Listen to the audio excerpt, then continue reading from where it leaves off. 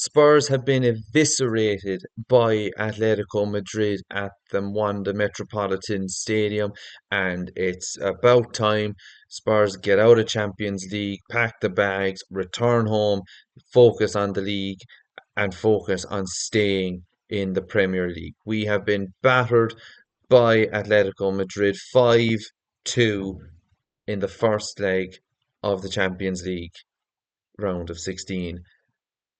We have looked we looked shocking. We looked absolutely desperate, absolutely all over the place. We're going to get into the video. If you're new here, hit the like button, subscribe, all that good stuff, all that jazz. I've had a bit of time to process last night's horrific display from manager to players, and so we're going to get into it now. So if you're new around here, as I said, hit the like button, hit subscribe, and comment down below your thoughts on what last night's game was like for you. Because for me, it was nothing short of a disgrace in terms of player performance, but mainly, and the main point, Tudor man management. That's one of the main things I want to highlight in this video. But for starters, we're going to kick things off. We're going to get the ball rolling with where I think it went wrong. First off, defensive defensive issues, defensive problems. It's been a tale of our season for this entire campaign. Not really in Champions League in Europe, but especially in Premier League. Defensively, we were woeful. I felt personally. Now that could be attributed to the ground, that maybe the players didn't wear the right boots, which you'd be thinking as professionals. If after the second or third goal went in, you'd be thinking that they would have copped on to try and maybe change that up a bit.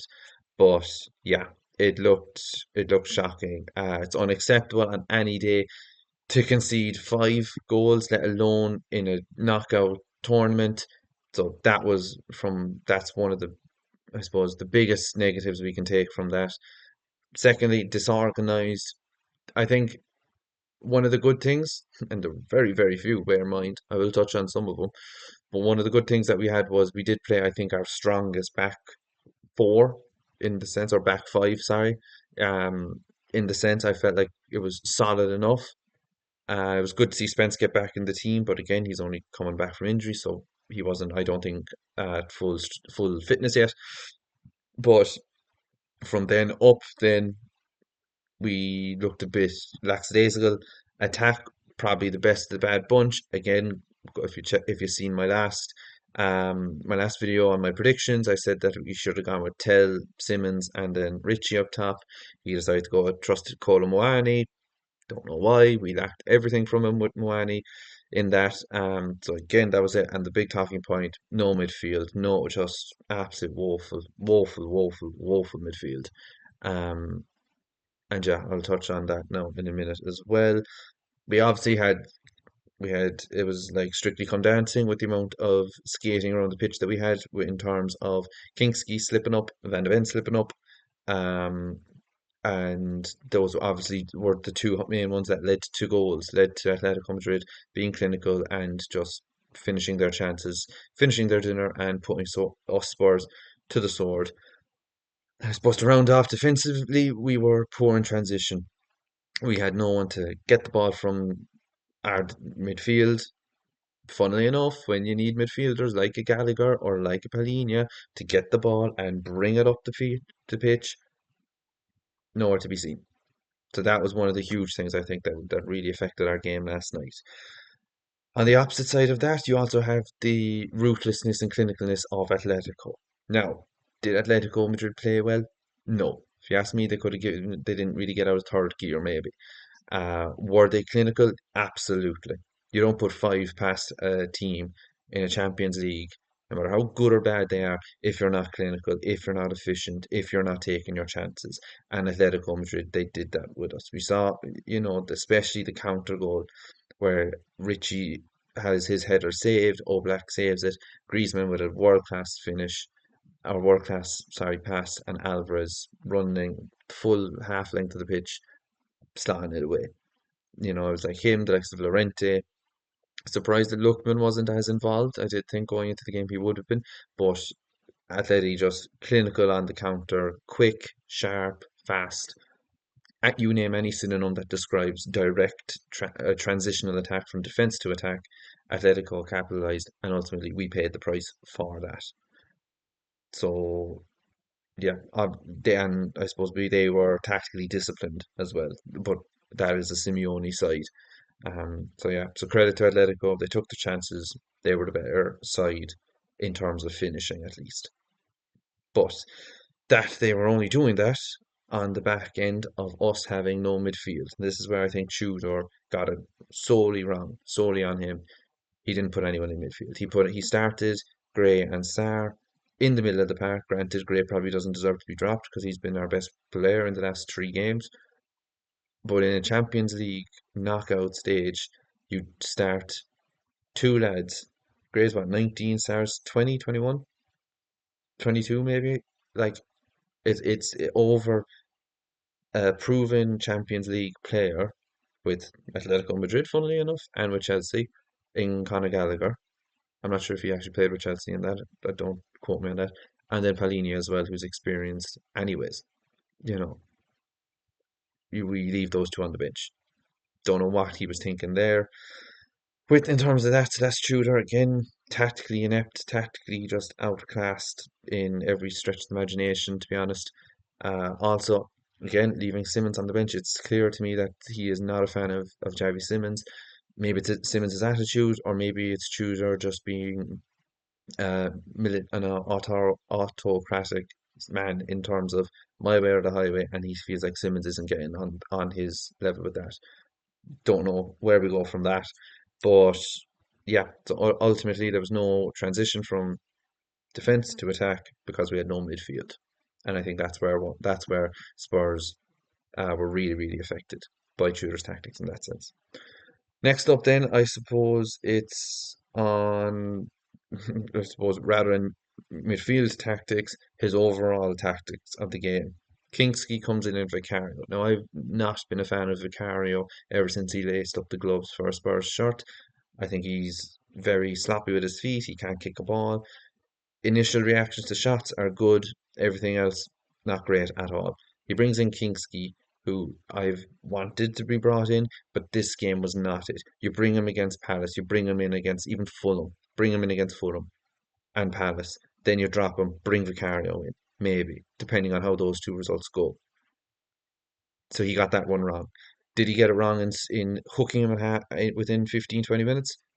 No, I don't think so, because the game needed it. Vicario did need to come on, but he got it wrong in terms of his man management. He didn't make one effort in consoling Kingsley, in making sure that he was all right. Not the only one that I saw from memory was Palhinha going down on the tunnel, and Kingsley just went straight to the back.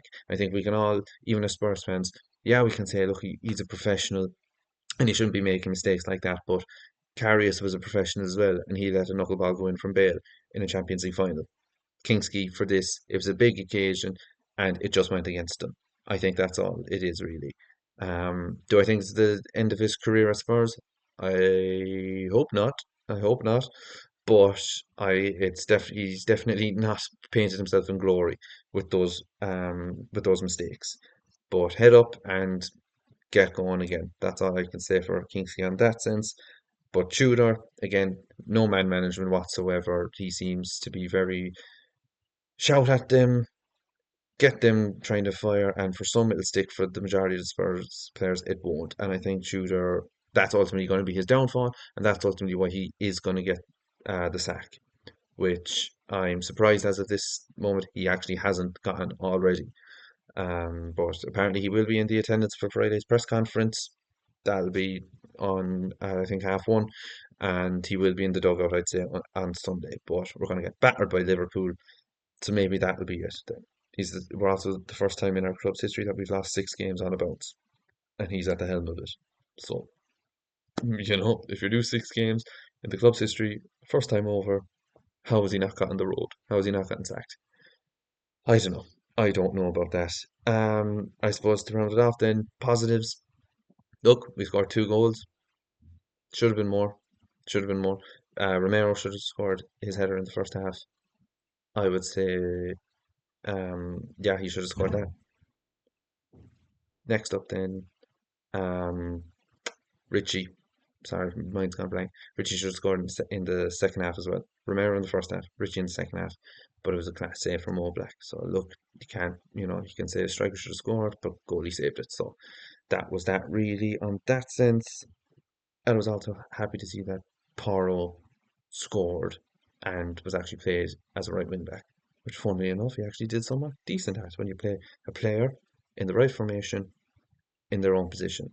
Who would have thought it, eh? Who would have thought it? But yeah, so overall Spurs are still shite. Um, where Tudor got his team selection, in my opinion, wrong. Overall, he got it wrong from the start. His tactics in game non-existent, and the most worrying thing of all, man management skills. No wonder the players are down, even if you put in an absolute shocker of a performance like Kingsley is or had done, and your manager doesn't even come over and console you to try and get something. I think that just tells us all about what's happening at Spurs. I don't think anyone is fighting for anyone. I don't think there's a good or a good not or a good environment to be around, and it is not looking good for us at all, at all. So yeah, those are my 4 or 5 synopsises of the game. Hopefully this weekend against Liverpool will be somewhat better. Can't see it likely though, unfortunately. But yeah, let me know what your thoughts are down below in the comment section. Also, I just want to pause and say thank you so much to every single one of you who have caught up and watched some of the clips, some of the shorts, and some of my prediction and the videos. Even the last one I did on Spurs going down to the championship. You're all legends. You're all savage, unreal, honest to God. So thank you so much for that. It means the world. I mean, honestly, it means the world to me to know that people actually find some of this stuff, some of this jargon that I've been rambling on about interesting. So thanks so much for that and the engagement and between comments, whether it's constructive or otherwise. Happy to engage, happy to um, debate all about Spurs and all about even general football opinions as well. So keep them coming. Absolutely love them. And yeah, so thanks a million for watching. If you made it this far in the video, hit the thumbs up. Like I said, hit that big red button uh in the subscribe. We're on the road to 10 subs. Hopefully we can get 10 subs. If nothing good comes out of Spurs this season, hopefully we get 10 subs by the end of the season, or by at least anyways, hopefully. But yeah, I've been Swigz. Thank you so much for watching, and yeah, I will see you next time on a video. I'll hopefully have one coming out regarding the Liverpool game coming up soon. So thanks very much for watching and see you then.